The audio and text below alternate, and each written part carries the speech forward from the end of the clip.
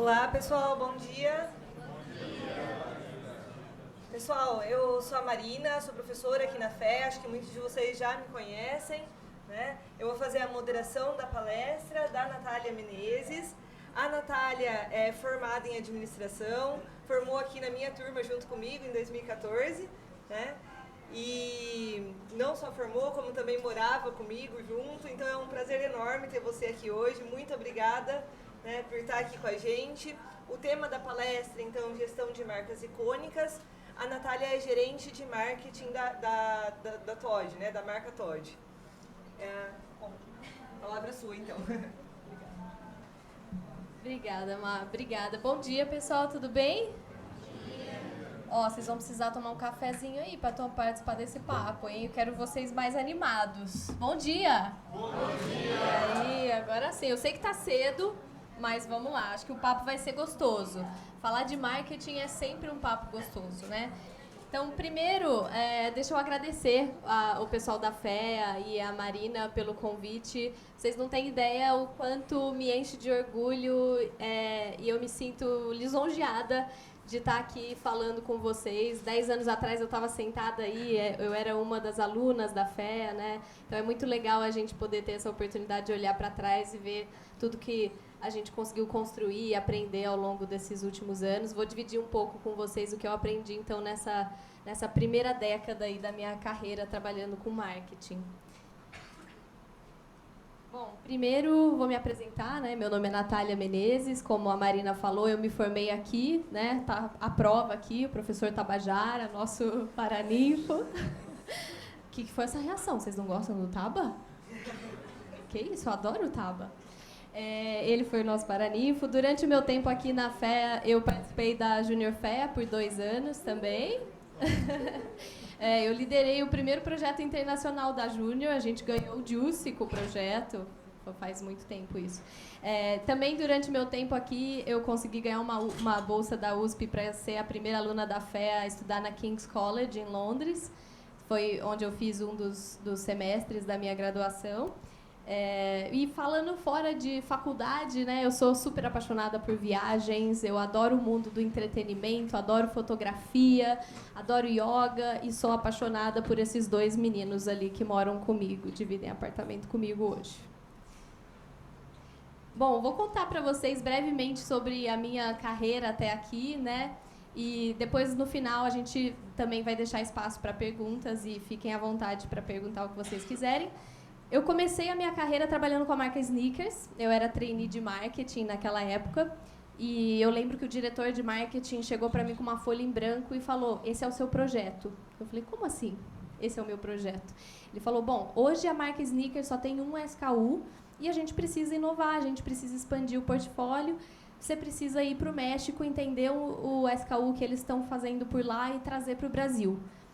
E eu tinha acabado de formar, gente. E a gente descobre, assim que a gente forma, que a vida real é bem diferente daquilo que a gente aprende enquanto a gente está aqui na faculdade.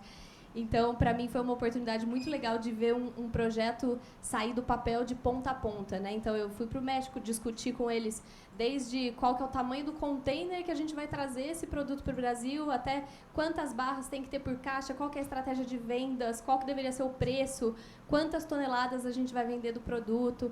Então, foi um projeto em que eu aprendi muito sobre o marketing de ponta a ponta. Depois de alguns anos em sneakers, eu mudei para a marca Heineken, eu mudei para a companhia Heineken, e a primeira marca com a qual eu trabalhei foi a marca Heineken, que é uma grande escola de construção de marca, né? Quando eu estava com Heineken, eu liderei campanha de Champions League, de Fórmula 1, de verão, de credencial de marca, fiz alguns eventos também. E aí, nessa época, a Heineken tinha adquirido a Brasil Kirin, e a Brasil Kirin também tinha uma marca premium, mas que não tinha uma construção de marca tão forte quanto o Heineken, que era a Eisenbahn. Então, eu saí da marca Heineken e fui para a marca Eisenbahn para construir o equity de Eisenbahn também da forma que a gente sabia fazer em Heineken. Então, em Eisenbahn, eu liderei a atualização da identidade visual da marca, que é a identidade que a gente vê hoje no ponto de venda, e também liderei a primeira campanha da marca, que foi para a TV aberta, que precisava ressaltar as credenciais artesanais de Eisenbahn, porque era isso que diferenciava a Eisenbahn dos seus concorrentes diretos. Depois de Eisenbahn, eu cuidei das marcas artesanais de Heineken. Alguém aqui gosta de cerveja artesanal? Ninguém? Poucos? Tá bom, vocês ainda vão entrar nesse mundo, espera uns anos. Eu cuidei de Baden-Baden e de Lagunitas, né? 2 marcas com cenários e desafios muito diferentes. Baden-Baden é uma marca nacional que vem de Campos do Jordão, que tinha um desafio de construção de equity, né? E valor percebido, porque é a marca mais cara da companhia. E Lagunitas é uma IPA que vem da Califórnia, super good vibes, estava chegando no Brasil e precisava construir esse posicionamento, construir essa imagem de Califórnia no Brasil e ser a IPA preferida dos brasileiros. Depois dessas 2 marcas, eu fui escolhida para liderar Tiger. Tiger é a 3ª maior marca global do grupo Heineken, depois de Heineken e Amstel.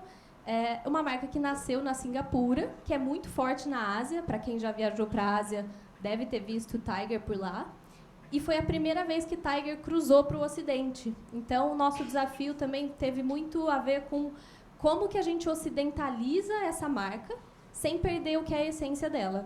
Né? Como que uma marca que nasce na Ásia, que é uma região que não tem muita credencial de cerveja, quando você pensa em cerveja, você pensa em Alemanha, né? Bélgica, você não pensa em Ásia. Como que a gente traz essa marca e faz ela ser relevante para a cultura brasileira? Então, eu fiquei com essa marca também um pouco mais de 1 ano. E depois eu mudei para a PepsiCo, que é onde eu estou hoje cuidando de Toddy. Toddy, eu tenho certeza que todos vocês conhecem, né, e em algum momento já consumiram. Toddy é conhecida por 98% dos brasileiros. Uma marca que gera 1 bilhão em revenue ao ano. Então, é um desafio muito legal de marca, porque tem o lado tanto do business quanto do branding. Então, eu preciso, a cada momento, garantir que essa marca está distante no posicionamento dela dos concorrentes, está forte, está tendo conexão com os consumidores, mas eu também preciso garantir que ela está rentável, que ela está, né, ela tem o portfólio certo, o preço certo para o consumidor, num segmento que é super acirrado de preço. Então, vamos começar o nosso papo. Primeiro, eu queria começar com uma pergunta e eu vou dar um spoiler que quem responder as minhas perguntas vai ganhar um brinde. Assim, eu estimulo vocês a participarem do papo. E eu não vou ficar falando sozinha aqui. Então, a pergunta é, o que faz o marketing? É uma ponte que vai levar um produto, uma empresa ou serviço para o mercado. Né? Vai jogar o brilho para que o cliente possa ver o que o cara está fazendo. Boa. Má, depois se você puder dar um dos brindes para ele, vai ganhar um brinde aí da marca Heineken. Muito bom.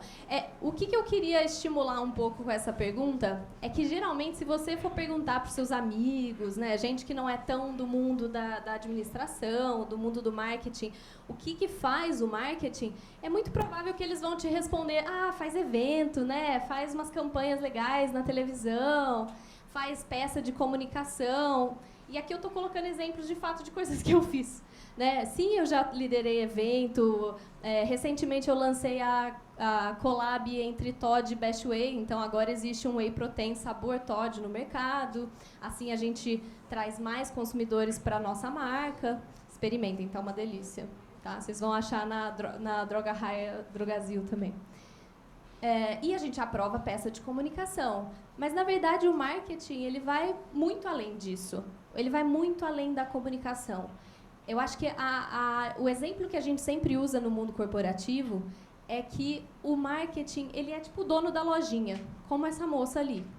O dono da lojinha ele tem que saber, tem um consumidor suficiente entrando na minha loja? Vamos pensar numa loja de roupas aqui, como o caso dela. As pessoas estão gostando das roupas que eu tenho? O que elas falam do meu produto?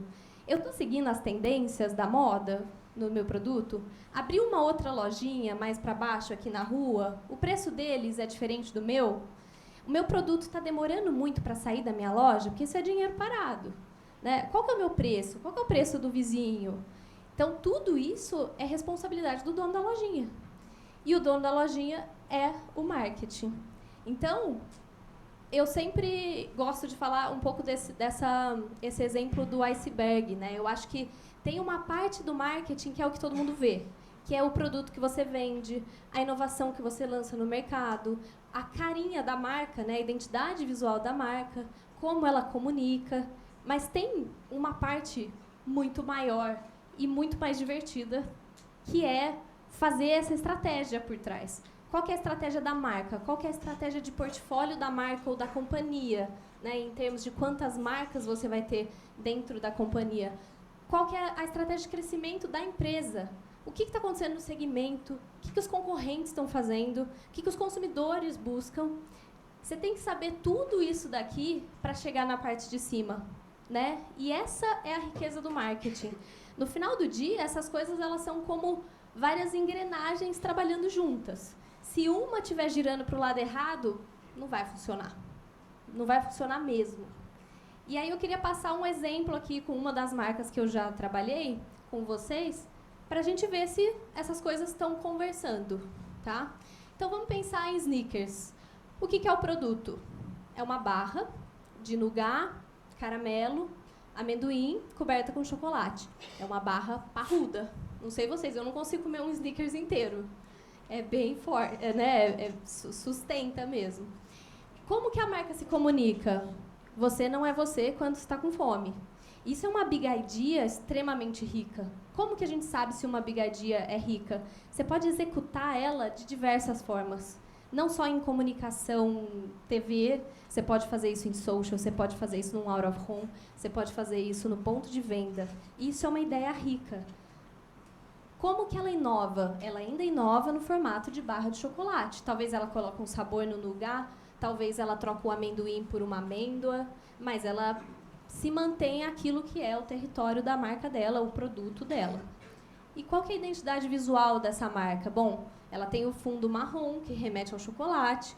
Ela trabalha o ângulo ali em que o logo existe, porque é um ângulo icônico, principalmente nos Estados Unidos, onde a marca existe aí há quase 100 anos.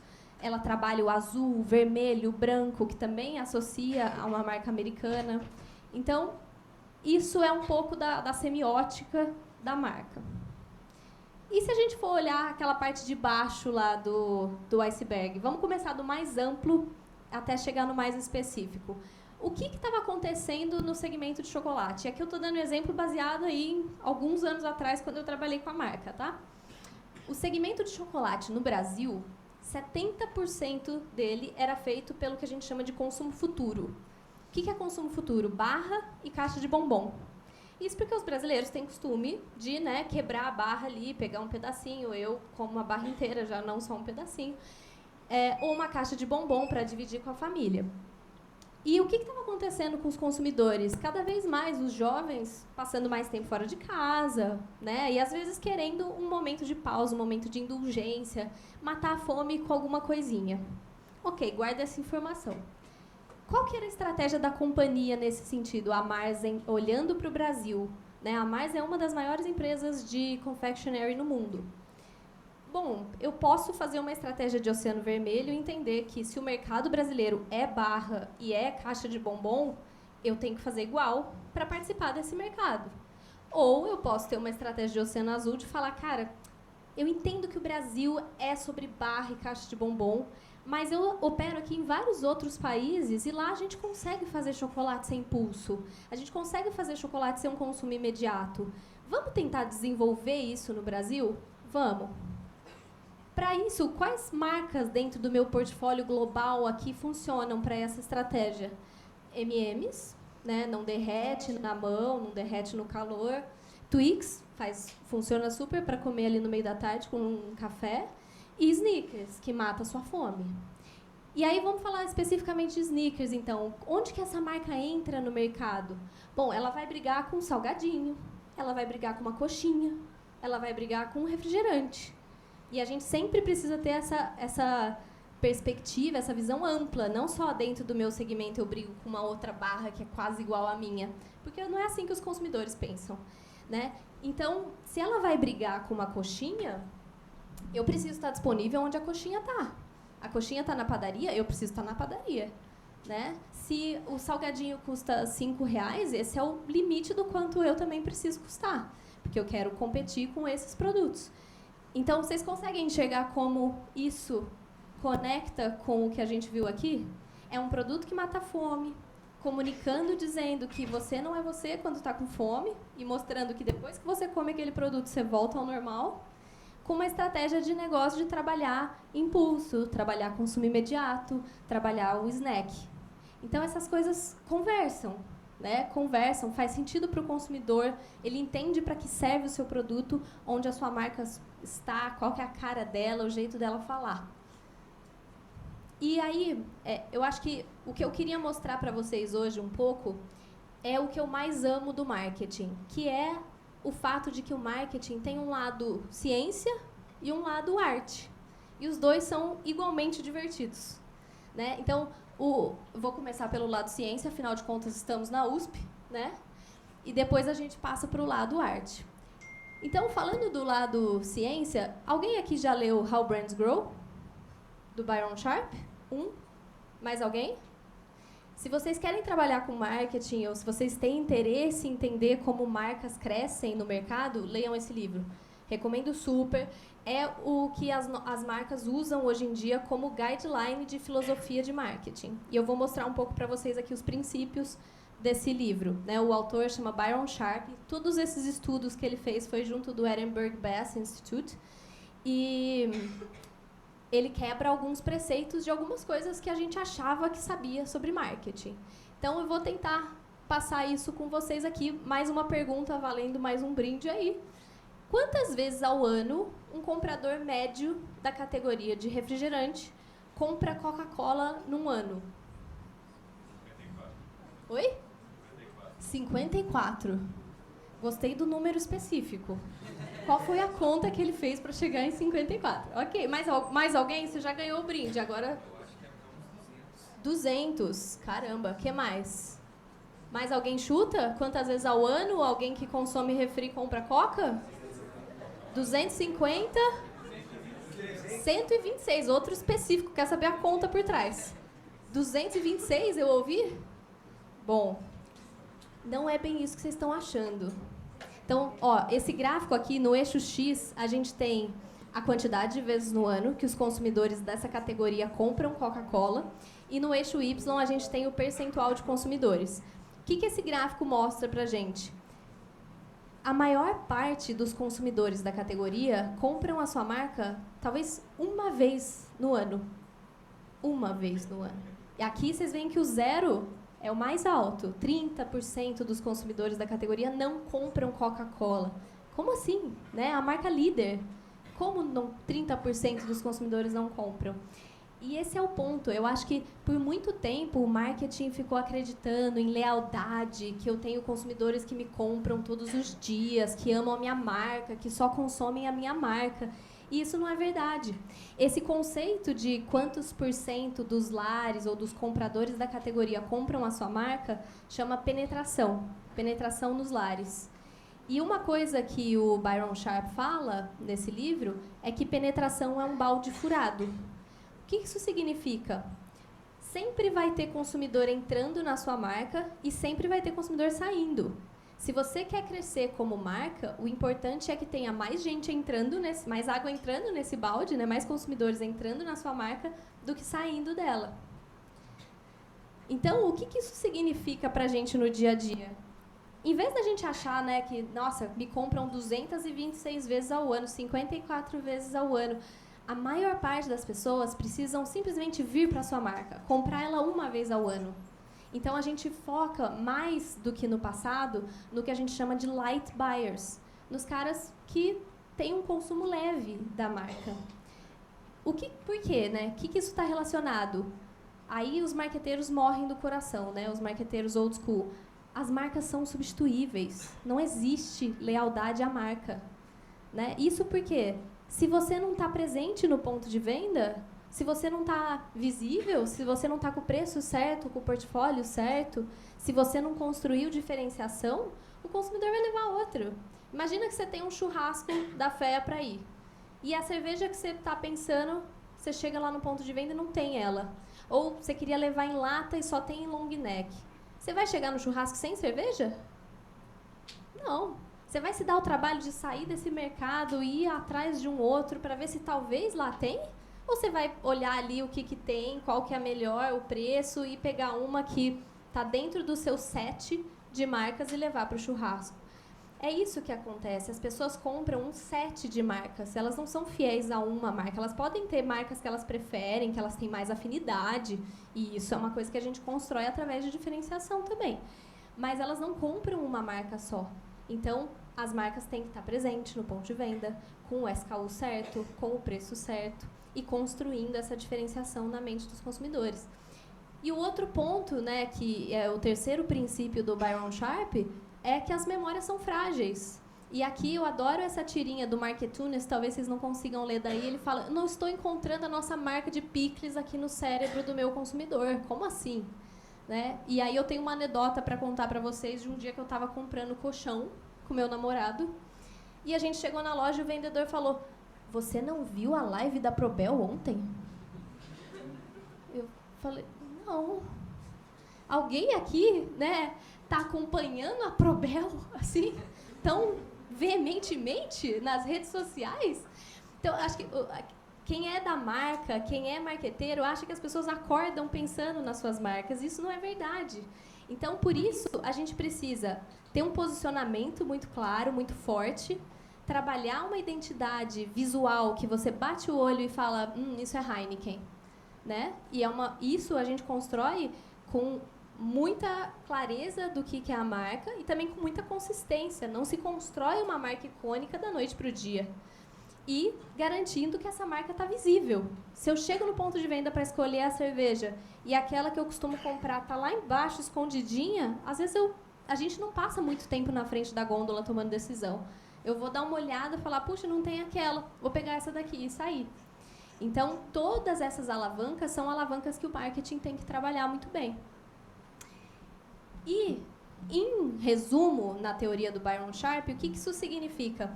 Que as marcas crescem quando elas são vistas por mais pessoas como diferentes de uma forma relevante.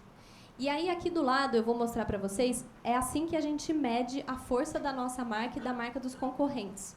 Esse estudo aqui é o estudo da Kantar de Brand Power. A gente acompanha isso de forma recorrente no segmento. E vou explicar um pouco o gráfico para vocês, que ele não é tão intuitivo assim num primeiro momento. O azul escuro é o meaningful, o verde é o saliente e o azul claro é o diferente. O quanto esse ângulo está aberto em cada uma das cores é o quanto esse atributo contribui para o score final de força da marca, que é o número que está dentro da bolinha vermelha. O círculo branco é a média da categoria. Se eu estou passando do círculo branco, eu estou acima da média da categoria naquele atributo. Então, o que a gente consegue interpretar aqui da marca A e da marca B? Vamos lá, último brinde do dia. Quem quer fazer um comentário aqui, o que interpreta da marca A e da marca B? Será que a gente consegue levar o microfone para ele? Vocês conseguem ir passando?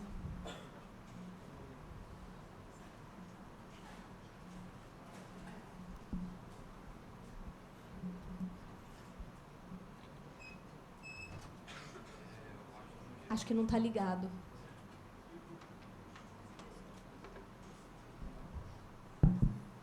Eu acho que, no geral, a gente pode ver que a marca A é muito mais memorável do que a marca B, de uma maneira geral. O que mais?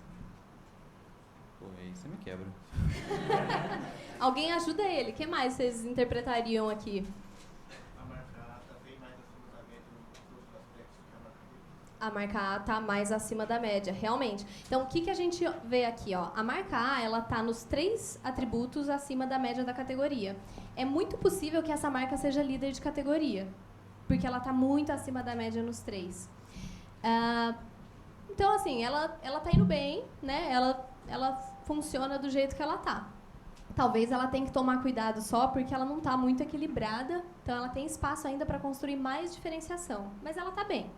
A marca B, o meaningful dela, que tem a ver com atender a necessidade do consumidor, então, por exemplo, em uma certa categoria, isso pode ser ter o sabor certo ou o nível de qualidade que o consumidor espera, o que são os atributos de categoria que o consumidor quer. Ela está um pouquinho abaixo da média da categoria. E em diferenciação, ela está ali bem na média. Em saliência, ela está muito alta. Ela tem o mesmo score de saliência que a marca A. Então, o que talvez eu chutaria que está acontecendo aqui? Talvez essa marca B, ela está jogando um caminhão de dinheiro em mídia. Só que a maneira que ela está se comunicando ou o produto que ela tem, o consumidor não está enxergando como tão relevante assim, tão meaningful, e nem que é extremamente diferente. Então, talvez o que essa marca precisava era ter feito um pouco mais de dever de casa, daqueles itens que a gente viu no iceberg, para garantir que a hora que ela fosse jogar esse caminhão de dinheiro em mídia, que ela ia passar uma mensagem sobre o produto que mostrasse ele mais meaningful e mais different para o consumidor, né? Então, ela não deveria estar tão gigante assim em saliência, e isso é uma coisa que acontece muito no mercado. As marcas acham que simplesmente falar mais alto significa resultado de venda, né? E não adianta você falar mais alto se você não é meaningful e se você não é diferente.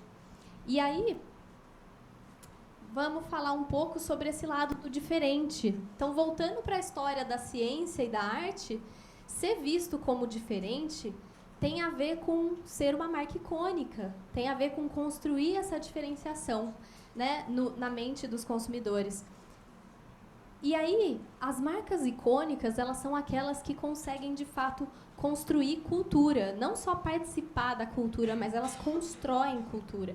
Hoje a gente já sabe que, para uma marca se conectar, principalmente com a geração de vocês, com a minha geração, ela não pode simplesmente ficar me interrompendo com o anúncio dela. Ela tem que me entreter, ela tem que me engajar, ela tem que fazer parte da minha vida, da minha linguagem, né? E isso é um desafio muito grande para o marketing das marcas. E aqui tem algumas formas e alguns exemplos que a gente tem de como construir essa aproximação e essa conexão com os consumidores. Vocês já viram esse case da Lacoste? Alguém já viu esse case da Lacoste? A Lacoste, uma marca de classe alta, né? Bem coxinha, suas polinhos ali e tal.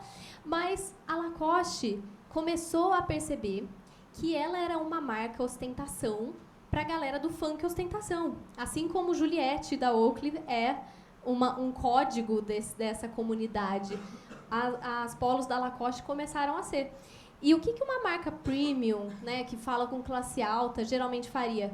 Eu não vou chegar perto disso, eu vou destruir minha visão de marca premium se eu me associar com essa galera. Não é o público-alvo que eu estou construindo aqui na minha comunicação.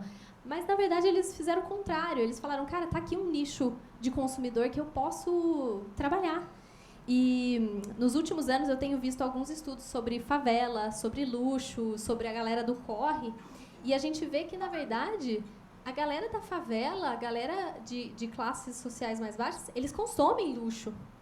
Eles consomem. Pode ser que ele não tenha uma casa grande, mas ele tem um iPhone. Pode ser que ele não tenha outras coisas, mas ele tem um tênis da moda. Então, isso quebra alguns preceitos que a gente tem sobre quem são os potenciais consumidores da nossa marca. E aí o que eles fizeram, então, foi se associar com essa galera do funk ostentação, fizeram parceria com um MC, que eu não vou lembrar o nome, e eles mudaram temporariamente em alguns shoppings o nome Lacoste da loja para Lalá, que era a maneira que os funkeiros se referem à marca Lacoste, é a peita da Lalá. Então, muito legal esse exemplo de como uma marca consegue construir conteúdo e se comunicar com uma comunidade. O segundo exemplo aqui, para quem tá bom em identificar logo, é um guardanapo do Starbucks, né? Vocês acham que Starbucks, mundo afora, vende pão de queijo? Não vende pão de queijo, né? Mas, cara, o brasileiro vai tomar um café, ele quer um pão de queijo. E eu digo isso sendo mineira, né? Que a gente precisa de um pão de queijo. Então, aqui é uma necessidade que a marca tinha para se adaptar à cultura e para ser relevante para o consumidor naquela ocasião de consumo. Se ele não fizesse isso, talvez as pessoas iriam numa outra cafeteria para comprar o seu café com o seu pão de queijo.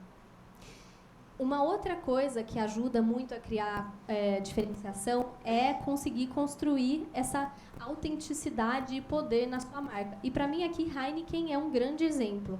Podem surgir outras marcas com garrafa verde, podem surgir outras marcas falando sobre amargor no sabor, mas o sabor de Heineken é só Heineken, é mais um exemplo de como essa marca construiu um equity, uma conexão com seus consumidores tão forte que não importa se surjam outros concorrentes, ela continua sendo vista como extremamente única. E, por fim, também propósito, né? O propósito dentro e fora da empresa. Depois a gente vai ver um case disso também, mas aqui, para quem conhece a marca Patagônia, né, é um grande exemplo de propósito. Uma marca que já nasceu, é uma marca de roupas outdoor, que o fundador já abriu a empresa pensando em, cara, eu quero vender uma jaqueta para você que dure 20 anos, eu não quero te vender outra jaqueta. Porque eu entendo que é isso que o planeta precisa. De nada adianta eu falar com consumidores que estão lá fazendo trilha, em contato com a natureza, e eu ficar gerando um monte de lixo, produzindo uma quantidade gigantesca de produto que vai gerar resíduo. Então, isso resonate, né? Isso conecta com a comunidade da qual ele quer fazer parte. E, por fim, acho que talvez, se tiver alguém aqui da economia, né, vai falar, cara, isso é blá, blá, blá de marketing. Mas isso retorna em equity vendas. Inclusive, a gente tem estudo que mostra que as marcas fortes dentro dessa avaliação da Kantar, eles somaram todas essas marcas fortes e compararam com o Index S&P 500. E o que a gente vê é que a ação dessas marcas fortes cresceu mais e cresceu mais rápido, e elas performam acima do S&P 500 nos últimos 18 anos. Então, assim, ter uma marca forte não é só para ser bonito, é resultado de negócio. É uma construção, realmente. Bom, antes da gente entrar, eu vou dividir com vocês algumas campanhas aqui. Peço desculpa que alguns dos cases eu peguei direto de Cannes, então eles estão sem legenda em português, mas a gente vai discutindo cada um aqui. O primeiro case que eu queria mostrar para vocês é de Boticário, da campanha de Dia dos Pais desse ano. Olha, filhinha, desculpa. Eu queria ficar mais tempo com você, mas não. Vou ter que voltar a trabalhar. Você entende, né, meu amor? Papai não tem função nenhuma aqui. Não sabe como cuidar de você. A presença do papai não é tão importante. Mas o emprego, ela sim. É mais importante ir para o escritório do que cuidar de você.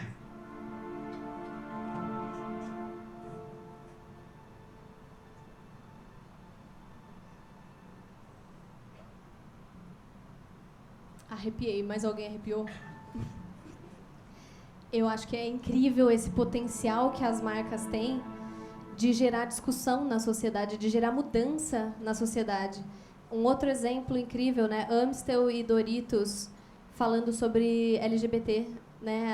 A Amstel fez uma ativação um tempo atrás que eles, no carnaval, ajudaram pessoas que queriam mudar o seu nome social. Doritos financia uma casa de abrigo através das vendas do Doritos Rainbow de pessoas LGBT que perderam a casa por ser simplesmente LGBT e não serem aceitas pela família. Então, olha o poder que as marcas têm dentro da sociedade. Inclusive, tem pesquisas mostrando que muitas pessoas confiam mais em empresas e em marcas do que em instituições tradicionais como o governo. Né? E acho que um exemplo disso é o que a gente viu durante a pandemia do Covid. Muitas indústrias, muitas empresas partiram para ajudar, né? Muitas marcas doando coisas. A mesma coisa o problema que a gente teve no Sul. Né? Muitas empresas, a iniciativa privada vem muito para ajudar a sociedade. E eles são vistos como mais confiáveis. E aqui, o que eu acho incrível dessa campanha, essa campanha é desse ano, do Dia dos Pais. Acho que tem muita coisa legal para a gente discutir sobre essa campanha. Primeiro o que é geralmente uma campanha de Dia dos Pais comum que a gente vê aí? Pais sorrindo com seus filhos, né? Alguma frase falando você é um exemplo de força e determinação e qualquer outro adjetivo mais relacionado ao mundo masculino que exista no dicionário. E aqui a gente vai pelo caminho oposto. A gente está mostrando um pai vulnerável, um pai sensível, né? E a gente está tocando numa ferida que todo pai já teve na vida, de acabar de ter um filho e não poder estar ali com a criança, né? Sem contar o quanto isso tem a ver também com o movimento feminista, né? O quanto isso tem a ver com a divisão, né, de tarefas ali quando um casal tem um filho. E o que é mais interessante ainda é que, desde 2021, o Boticário entrou num acordo, talvez eu não lembre o nome exato, mas eu acho que se chama Licença Parental Universal, ou Licença Universal. Ah, obrigada. Está escrito ali, Licença Parental Universal. Que é um acordo que, desde 2021, então, todo mundo que trabalha no Boticário pode ser um casal cis, pode ser um casal homoafetivo, pode ser um casal que adotou uma criança. Qualquer um dos pais tem pelo menos 6 meses de licença para estar com a criança.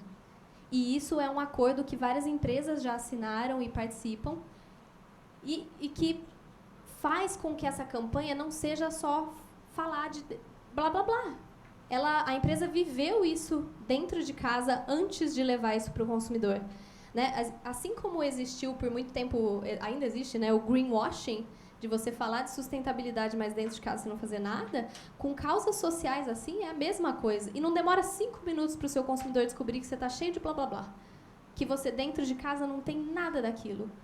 E eles esperaram anos fazendo isso até falar com o consumidor. E o legal é que essa campanha, o insight dela, nasceu do fato da empresa ter isso dentro de casa, né? Então, e é uma dor, uma necessidade real do consumidor, o que é uma coisa que toda boa campanha e toda boa marca precisa saber. O que é a necessidade real do seu consumidor? Qual que é a dor dele? Como que você, como marca, ajuda a sanar essa dor? Você como marca ou você como produto, né? Então, eu acho essa campanha incrível. E eu acho que, no final do dia, claro que isso retorna para a marca Boticário como um todo, né? O próximo case que a gente vai ver está em inglês mesmo, que é de Heinz. Heinz é uma marca que tem feito muita coisa legal. Recomendo vocês seguirem eles. Esse case tem a ver com o quanto a marca é icônica. E também foi uma forma muito disruptiva deles de mostrarem o quão icônicos eles são na categoria deles. Vou deixar vocês assistirem o case e depois a gente comenta. This isn't Heinz. I don't know what this is. Disgusting.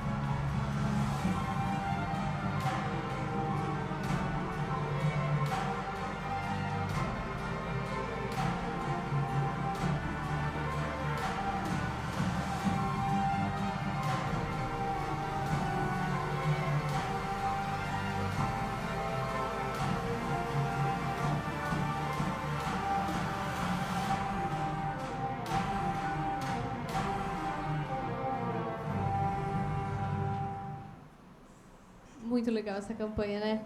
Então, de novo, realmente eu acho que audácia, né? Que audácia você colocar na sua campanha que as pessoas estão colocando outra marca de ketchup dentro da sua embalagem. Algo que a gente pensaria que uma marca teria vergonha, teria raiva disso, né? Poxa, eu não estou vendendo o meu produto.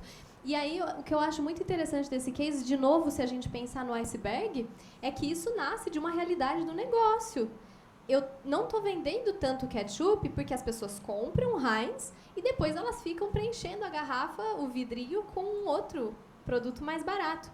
E se o consumidor começar a achar que aquilo é Heinz? E se ele achar que o meu produto está ruim? Isso pode ter um efeito super negativo na minha marca. E o que eles pegaram e fizeram foi completamente fora do óbvio, né? Vamos estampar na nossa campanha que mesmo quando não é Heinz, as pessoas fazem questão de parecer que seja Heinz. Eles estão colocando no nosso vidro, porque eles sabem que as pessoas preferem Heinz.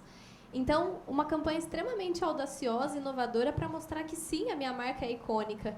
E o fato de ter chamado a galera para falar, me fala aí onde você foi, que você acha que não era Heinz e eu vou lidar com isso, né, gera a sensação de comunidade que a gente estava falando, né? E as pessoas engajam e elas passam o nome do ponto de venda, que para o time de vendas é maravilhoso. Só eu chegar lá agora e falar, olha, a gente fez uma campanha, assim, falaram, né, que aqui talvez não seja Heinz, vamos fazer um acordo aí? Né? E isso deu resultado, não só como campanha, mas como negócio. Então, eu acho incrível essa campanha. A próxima também é de Cannes e é de uma outra marca que eu acho que vale muito a pena acompanhar nas redes sociais, que é Burger King. Burger King, vocês sabem que tem um jeito de se comunicar muito irreverente, né? Bate de frente com o McDonald's, faz coisas muito inusitadas. Quem não foi impactado, melhor perguntar ao contrário, quem foi impactado pelo drive-thru dos calvos? Vocês não foram impactados? Meu Deus! Que mundo vocês estão vivendo? Recentemente, eles fizeram uma ação no Brasil que, fazendo um paralelo entre o drive-thru ter entrada e saída com os calvos, que tem uma entrada e tem uma saída. E se você era calvo e passasse no drive-thru, você ganhava um hambúrguer ou pagava muito mais barato por um hambúrguer. Então, esse é o tipo de comunicação que a marca faz e gera reação, né? Então, vamos ver esse case aqui de Burger King.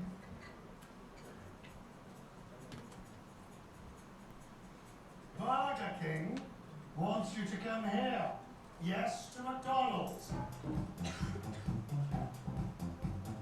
Burger King is trolling its fast food arrival with a promotion available through the Burger King mobile app. Yeah, but there is a small catch. No, I saw this Burger King commercial where you can get a Whopper for a penny. Only if you open the app while you're at McDonald's. That doesn't even make sense. You have to go to McDonald's for a Whopper? Whopper. Use Burger King's BK app, then be within 600 feet of a McDonald's restaurant. Burger King geofenced over 14,000 McDonald's restaurants in the U.S. Unbelievable. Try to park my used car about 100 feet from a McDonald's. I'm at McDonald's getting a coupon for Burger King. I almost feel like I'm cheating.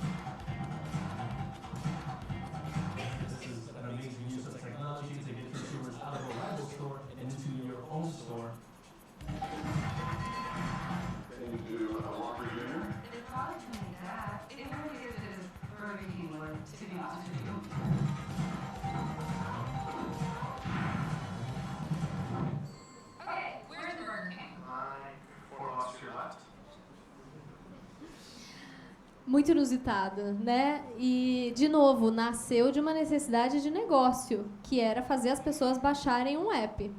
E a gente sabe que para as pessoas baixarem um app hoje em dia é um esforço. Você tem um espaço limitado no seu celular. Eu prefiro gastar meu espaço tirando foto, né, com outras coisas, do que baixar um app específico de um fast food. E que inusitado fazer isso falando para você. Se você estiver lá no McDonald's e baixar o meu aplicativo, lá você vai receber uma oferta para comprar o Whopper por 1 centavo. E, gente, isso fecha muito a conta. Vocês podem estar falando, nossa, mas faz sentido vender um Whopper por 1 centavo? Fecha a conta. Primeiro, porque a gente tem que pensar quanto custa esse Whopper para eles. E segundo, porque fazer aquisição de consumidor para dentro do app tem um custo. Se eles não estivessem fazendo uma promo dessa, eles iam estar jogando um caminhão de dinheiro em mídia falando, baixa o nosso aplicativo, aqui tem ofertas específicas, né, exclusivas. E assim é muito mais poderoso. E muito provavelmente mais barato também. Vocês viram ali, 37 para 1.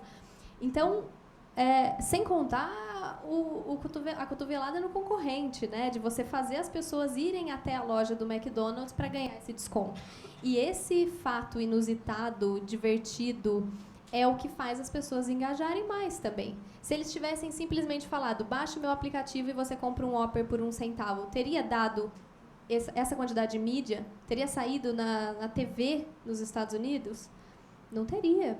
E aí, existem 2 tipos de mídia, quando a gente fala, né? Existe o paid media, mídia paga, que você vai lá, coloca no TikTok, coloca no Instagram, coloca na TV Globo. E existe o earned media, que é a mídia que você ganha. O que eles ganharam de mídia aqui, com canais do YouTube, com canais de televisão, com as pessoas contando para os amigos, é um investimento que eles não pagariam por isso. Né? É muito valioso para uma marca ter esse tipo de exposição. Então, eu acho esse case muito, muito inusitado. Eu acho que o próximo e último é da Nike. Deixa eu confirmar. Então, só um contexto rápido antes. Deixa eu pausar aqui. Só para dar um contexto antes do case da Nike. Qual que é o logo da Nike? Qual que é o tagline da Nike? Não mais. A Nike acabou de passar por um momento de atualização da marca. Então, vamos ver o case e depois a gente fala um pouco disso. Essa campanha foi lançada durante as Olimpíadas e ela traz o novo posicionamento da marca Nike.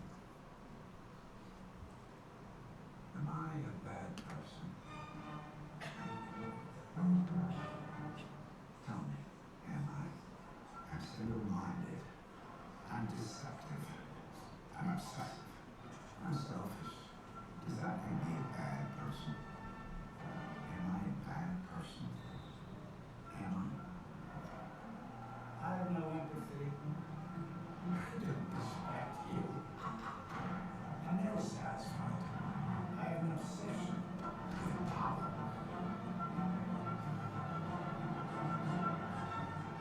I'm irrational. I have zero remorse. I have no sense of compassion. I'm delusional. I'm a liar. You think I'm a bad person? Tell me. Tell me, Emma. I think I'm better than anyone else. I want to take what's yours and never give it back. What's mine is mine, and what's yours is mine.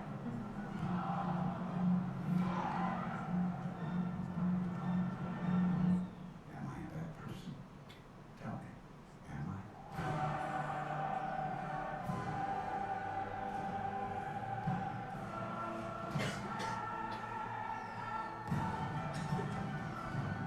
Does that make me a bad person? Tell me. Does it?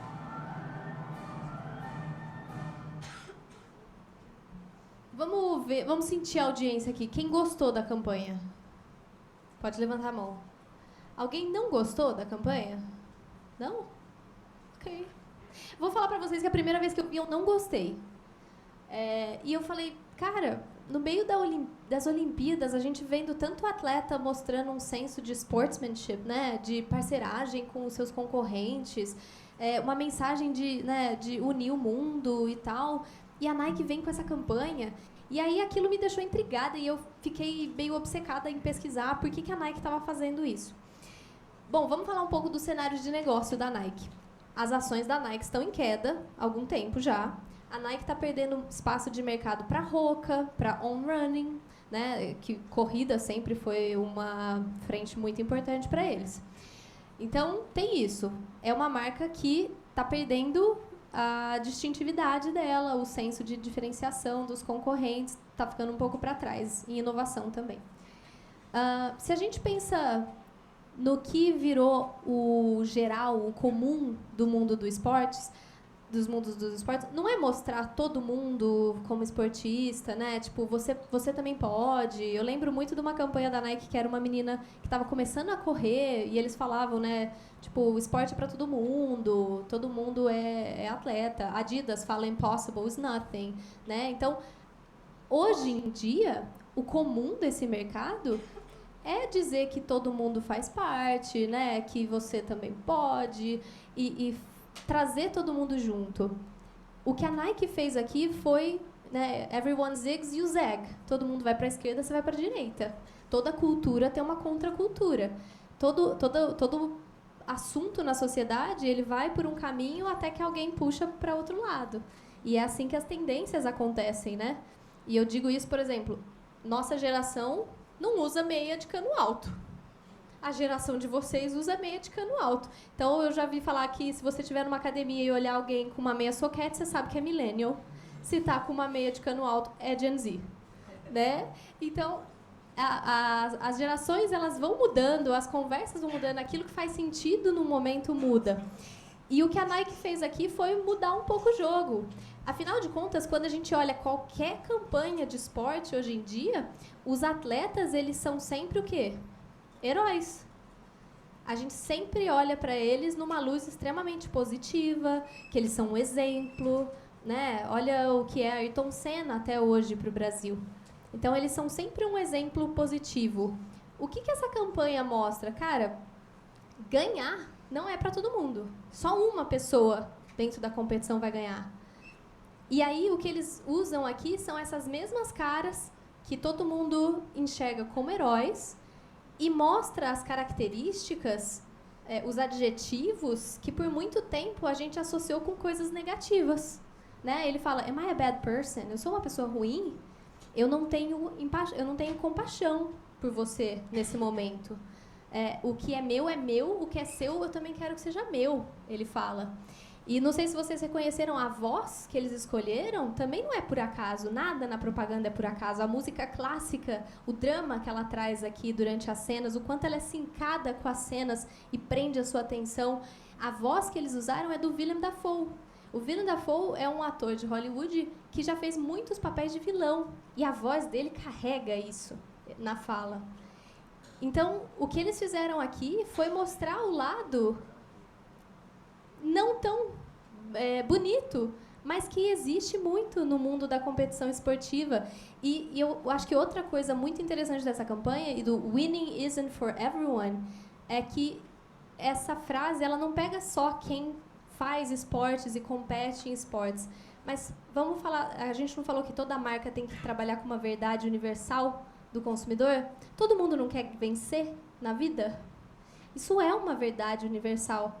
Então, você falar, instigar esse espírito de lutador, de querer vencer das pessoas, é muito forte. Então, primeiro, eu não gostei da campanha. Hoje em dia, eu acho que essa campanha é incrível e eu estou super ansiosa para ver o que a Nike traz de próximos passos dentro da campanha, porque eu acho que eles estão fazendo uma curva ali na história da Nike e chegando num novo momento da marca. Quem sabe eles também não inovam um pouco mais, porque hoje em dia a Nike só usa Air Force One e Jordan como base de inovação, eles não lançam nada novo, estão apanhando dos concorrentes menores em corrida. Então, é claro, uma coisa sozinha não vai resolver, não é uma campanha que vai resolver o seu negócio, né? De novo, as engrenagens. Mas isso aqui já mostra um movimento da marca, e uma marca que é extremamente icônica no mercado. Bom, por fim, eu queria chegar com vocês numa frase que resumisse o que são, então, marcas icônicas, né? Bom, marcas icônicas são fenômenos culturais instantaneamente reconhecíveis, que não só influenciam o consumo, mas se conectam com mente e coração das pessoas, criando e incorporando mundos idílicos dos quais a gente quer fazer parte, através de um storytelling sem igual, enraizado em verdades humanas universais. É isso que eu tinha para hoje, pessoal. Espero que vocês tenham gostado.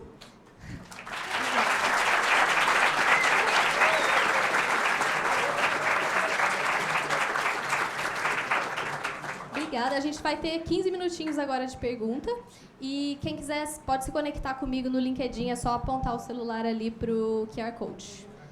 Vamos abrir para perguntas? Sim, pessoal. Então, dúvidas? Vamos começar aí com as perguntas. Eu já anotei várias aqui. Cadê o microfone? Ah, tá chegando aí.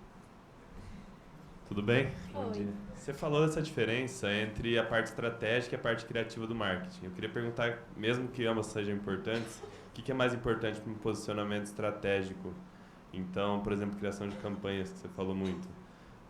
Então, sei lá, no teu caso, ou um líder, um gerente de marketing, ele precisa ser mais criativo, mais operacional no sentido de gestão de equipe, e essas pessoas da sua equipe vão ser os criativos?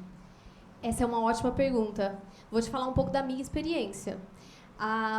70% das pessoas que trabalham em marketing são formados no Mackenzie, na SPM ou em outras escolas especializadas em marketing. Então, não tem muitas pessoas como a gente que vem da USP.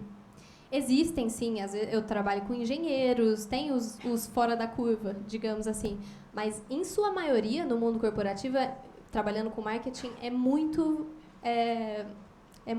recorrente pessoas que vêm desse universo.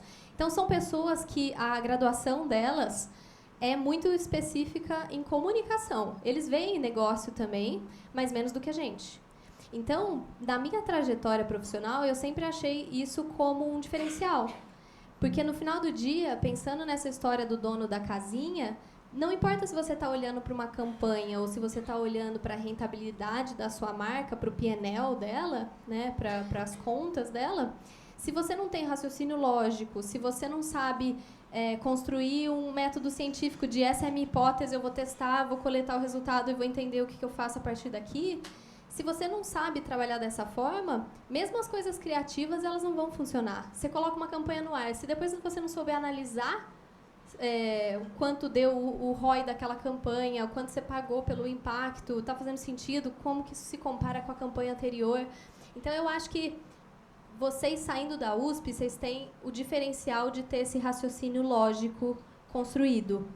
O mundo do marketing ainda é muito dominado por pessoas de comunicação, mas eu acho que isso vem mudando nos últimos anos, porque a necessidade das empresas, principalmente em cargos de gestão, é de pessoas que consigam navegar nesses dois universos e que consigam gerenciar equipes também, né? Então, não sei se eu respondi a sua pergunta ou se eu te deixei com mais dúvida ainda. Não, respondeu. Mas na prática, sim, a dedicação no dia a dia é mais criativa ou mais gestão de equipe? Isso também depende do desafio, depende a resposta oficial de um administrador, né? Depende. Depende um pouco também da necessidade da marca. Então, por exemplo, quando eu trabalhava com Heineken, 80% do meu tempo era focado em comunicação, porque era isso que aquela marca precisava naquele momento. E também tinha a ver com o meu escopo. Hoje, em Todd, meu escopo é 70% business, 30% comunicação. Mas isso tem a ver com, por exemplo, o fato de que dentro do meu time eu já tenho pessoas que olham para a comunicação, então eu não preciso gastar tanto do meu tempo com isso. Tem a ver com o meu cargo, que eu preciso me conectar com diretores, com o presidente, então para isso eu preciso estar muito ligado ao negócio. Então isso depende da necessidade da marca, do seu nível hierárquico dentro da empresa e depende também da estrutura que essa empresa tem. A gente nunca cria as coisas dentro de casa, a gente tem agências. Então eu gerencio as agências que sentam, quebram a cabeça e trazem essas ideias. Faz sentido? Mas hoje, mais business.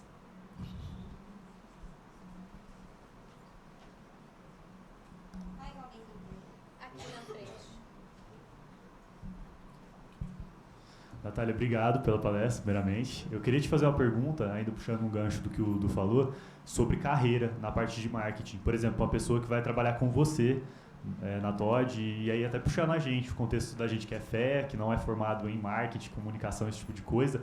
Quais que são as principais habilidades que você entende que é diferencial, tanto hard como soft skills, para a pessoa entrar no mercado, no cargo de estagiário, de analista, né, na área de marketing em si? Legal, ótima pergunta.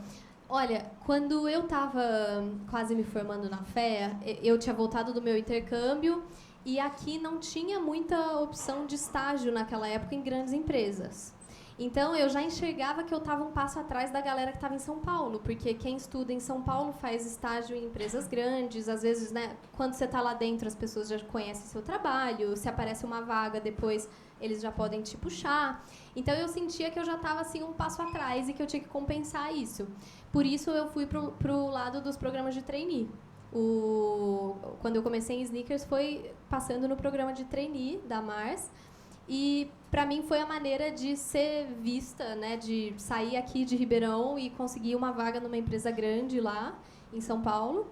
Então, eu acho que uma coisa que vocês têm que olhar é isso. O que vocês estão fazendo durante a faculdade? Qual que é a história que isso constrói sobre vocês? Então, ao longo da faculdade, eu fui vendo que eu queria trabalhar com marketing. Então, no meu tempo em Londres, eu foquei minhas matérias em marketing. Meu TCC, eu foquei em marketing e eu contava isso nas entrevistas. Trabalhei na Júnior 2 anos. Então, tudo que construir para sua experiência, né? Eu também trabalhei numa startup aqui em Ribeirão, que foi uma coisa super legal, porque eu aprendi a trabalhar com metodologia ágil antes de virar modinha, digamos assim. Então, quando eu cheguei nas empresas, eu já tinha um pouco aquela mentalidade do ágil para levar para os projetos que eu gerenciava. Então, respondendo a sua pergunta, para não fazer que nem ele não respondeu a sua pergunta, eu acho que de soft skills, saber trabalhar em grupo vai ser sempre importante. Saber lidar com frustração. Uma coisa que eu vejo muito da geração de vocês, sempre que eu entrevisto alguém para o meu time, é uma ansiedade muito grande. E eu acho que é natural isso da idade também, né? A vontade de crescer e tudo. Mas entender que as coisas têm seu tempo, né? Que nem sempre as coisas vão sair do jeito que a gente quer e tal. Eu acho que isso é uma coisa importante de se trabalhar. E as experiências de trabalho vão oferecer isso para vocês. De hard skills, eu acho que ter um mindset de análise, né? Saber ir no supermercado e olhar, tipo, por que esse produto está nesse preço? Quem que é o concorrente dele? Exercitem isso a próxima vez que vocês estiverem no mercado. Supermercado mudou para mim de figura depois que eu entrei no mundo corporativo. Hoje eu enxergo o supermercado como uma zona de guerra. Cada frente ali na gôndola vale muito e as empresas brigam muito para o produto estar ali. Então, dê uma olhada nisso. Onde que está o produto? Ele está lá em cima na gôndola, lá embaixo? Ele está no nível do olho? Ele está no começo da gôndola? Então, o que vocês puderem aproveitar esse tempo para ir ganhando essa experiência, eu acho que vai ser um diferencial. Perfeito, obrigado.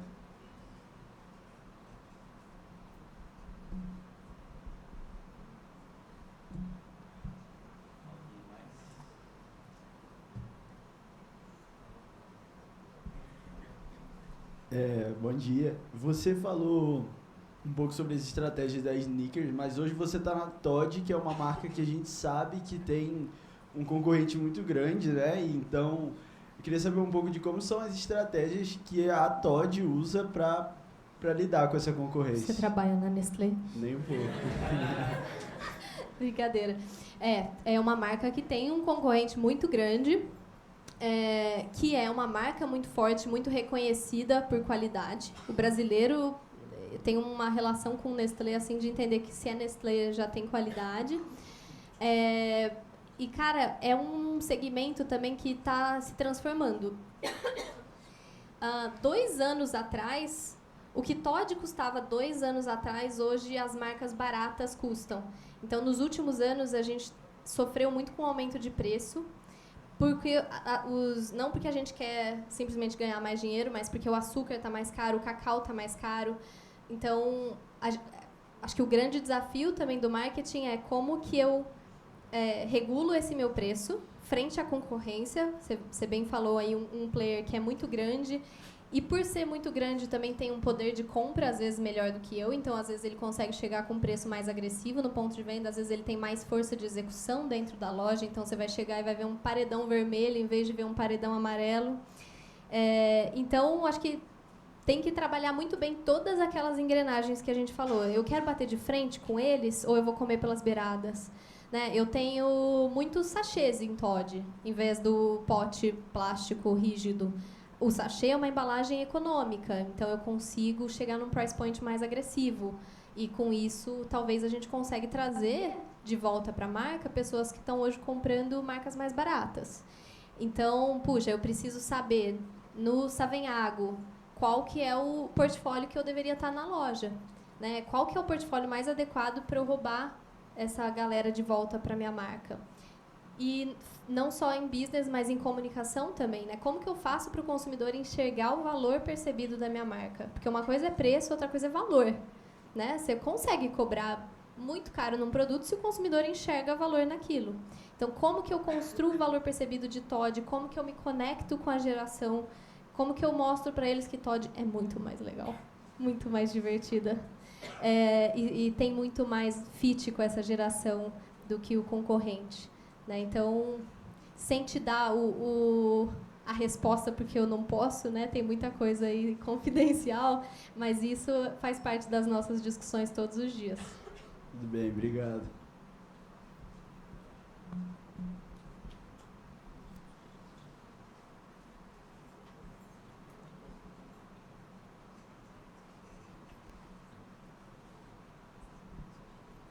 Oi, Natália, tudo bem? Parabéns pela apresentação.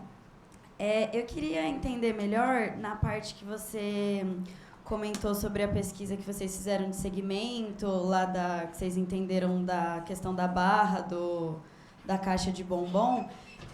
Como mais ou menos que vocês fizeram essas pesquisas e pensando em empresas menores, assim, que o time não tem tantas pessoas ali no time para ter uma parte mais focada em estratégia, uma parte mais voltada para a comunicação. Se você saberia dizer como seria mais ou menos o jogo de cintura que teria que ter para ter os dois ao mesmo tempo? Então, tipo, continuar fazendo comunicação ali nas redes sociais e, ao mesmo tempo, ir estudando estratégia por trás, assim. Obrigada. Ótima pergunta. Eu acho que também tem uma coisa, não é que o processo, né? Montei a estratégia de sneakers, beleza, vamos operar e agora a gente pode só focar em fazer a comunicação nas redes sociais, porque o consumidor muda, a necessidade dele muda, aparece um novo entrante. Então, o tempo todo, realmente, a gente tem que estar de olho ainda nessa dinâmica do mercado. Isso nunca para. E o nosso tempo é dividido entre as duas coisas, realmente. Então, e isso é uma coisa que eu adoro no meu dia a dia. Eu posso começar o dia discutindo a campanha, depois eu pulo para uma reunião para falar sobre a crise do cacau, depois eu vou para uma outra para ver se o meu time está engajado no trabalho, se tem alguma coisa que a gente pode melhorar na nossa forma de trabalhar. Então, eu adoro essa diversidade de assuntos que o marketing tem, e eu acho que se não fosse isso eu ia ficar entediada muito rápido. Mas, voltando para a sua pergunta, tem sim uma vantagem de ser uma empresa grande, que é ter dinheiro para comprar essas informações, né? Então, vocês viram aquela pesquisa de Brand Power? É um instituto que é a Kantar, que a gente compra essa pesquisa. E muitas marcas usam a Kantar, então é um instituto extremamente renomado, que faz isso para as maiores marcas do mercado. Então, quando a gente tem a grana e é uma empresa grande, você já tem essa estrutura para te ajudar. Quando você é uma empresa menor, você tem que achar as suas formas de chegar nessa informação, né? E, às vezes, até a gente, como marca com menos budget dentro de uma empresa grande, também tem que achar as suas formas de fazer.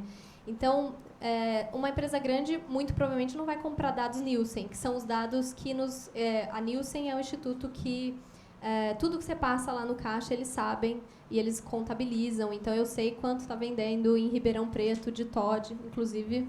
que está indo super bem, Toddy. A gente tem esse controle do que está acontecendo no mercado o tempo todo e a gente analisa isso o tempo todo. E uma marca menor, uma empresa menor, ela tem que achar outras formas de ter essa informação. Então, existem algumas pesquisas que são abertas, né? Existem institutos como o Euromonitor, que libera alguns dados. Você pode achar uma forma mais barata de buscar essa informação. Então, por exemplo... esse ano, a gente precisava checar um conceito com o consumidor de mudança de embalagem. E eu tinha 0 dinheiros para fazer isso.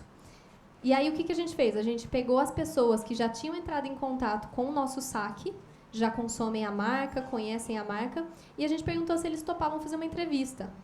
E a gente fez uma entrevista de graça com eles, custo 0, mostrou, perguntou o que eles achavam. Lógico, aí de novo o método científico, né? Como que você faz uma pergunta que não enviese o consumidor, qual que é o flow de uma pesquisa para você direcionar a conversa para onde você quer, etc. Mas você pode fazer isso sem custo. Social listening também é uma maneira que a gente usa muito para saber o que os consumidores estão falando, que é basicamente entender, quando a gente posta lá nas redes sociais, o que são os comentários. É gente falando, nossa, o produto está ruim, é gente elogiando a campanha, é gente falando que Toddy é a marca preferida deles. Então, a gente sempre acompanha essa sentimentalização no social listening para entender como está o calor da conversa ali. Isso também te ajuda a prever alguma crise de marca que você pode vir a ter, né? De repente, alguém faz um comentário ou posta um vídeo super antigo da sua marca, nada a ver, rola muito fake news das marcas. Quando eu estava em Heineken, a gente vivia muito isso também. E a gente tendo esse social listening, estando ali no dia a dia acompanhando o que está acontecendo, você consegue pegar isso na raiz e já criar um plano de ação para conter essa crise. Então, eu acho que vocês estão perguntando bastante, né, sobre o lado business e o lado de comunicação. Cara, os dois, eles acontecem muito juntos. Se você é uma empresa pequena, com pouco recurso, você tem que dar os seus pulos para achar esses caminhos paralelos para tentar ter a informação que você precisa. Perfeito, obrigada, viu? Nada. Pessoal, agora por conta do horário, né? Bom, então, por conta do horário, o professor Alexandre veio aqui falar que o coffee já está disponível para vocês irem para lá. Nath, quero agradecer demais a palestra. Que palestra sensacional. Muito obrigada pela presença. Obrigada. Pessoal, obrigada também pelas perguntas e pela participação, viu?